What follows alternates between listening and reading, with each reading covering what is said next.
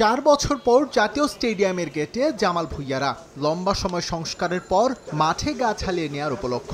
Gallery থেকে শুরু করে মাঠ সবই পেয়েছে নতুন রূপ। নতুন মোড়কে আবির্ভাব হয়েছে দেশের ফুটবলও।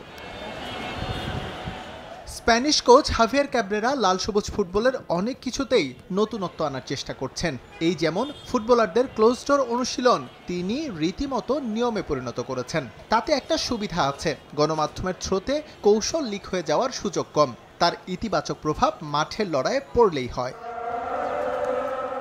গণমাধ্যমের আড়ালের এই অনুশীলনে এদিন গেম প্ল্যান সেট করেছেন হাভিয়ার ক্যাব্রেরা। গোটা দলকে 2 ভাগে আলাদা করে খেলিয়েছেন ম্যাচের আবহে। অনুশীলন দেখে বোঝা গেছে লেফট উইংয়ে কোচের পরিকল্পনায় বেশ ভালোভাবে আছেন ফাহমেদুল ইসলাম। তবে কোচ টুইস্ট করেছেন রাকিব হোসেনকে নিয়ে। 2 পাশে ফাহিম আর ফাহমেদুলকে রেখে রাকিবকে তিনি খেলিয়ে দেখেছেন নাম্বার 9 পজিশনে। অন্য আরেকটা ফরমেশনে অবশ্য আলামিনকেও ট্রাই করেছেন একই পজিশনে। জাতীয় দল এদিন জাতীয় স্টেডিয়ামে অনুশীলন করবে সেই খবর পেয়ে অনেক ভক্তরাই হাজির হয়েছিলেন স্টেডিয়াম গেটে, কিন্তু মাঠে প্রবেশের অনুমতি মেলেনি তাদের। সেটা নিয়ে আক্ষেপ থাকলেও সিঙ্গাপুর ম্যাচে দলের জয় প্রত্যাশা করছেন তারা। অবশ্য হতাশা কাজ করতেছে, কারণ আমাদের দেশে যে ফুটবলের এখন নতুন একটা আমেজ আসছে, এটা কাছ থেকে দেখার আগ্রহ সবারই আছে। হয়তো এটা দেখতে না পারার জন্য একটু হতাশা। এটা অ্যালাউ না, এটা খুবই একটা দুঃখজনক বিষয়।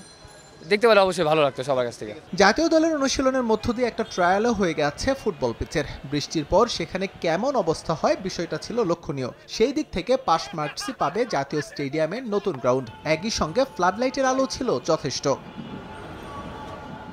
এস এম ইকবাল, সময় সংবাদ, ঢাকা।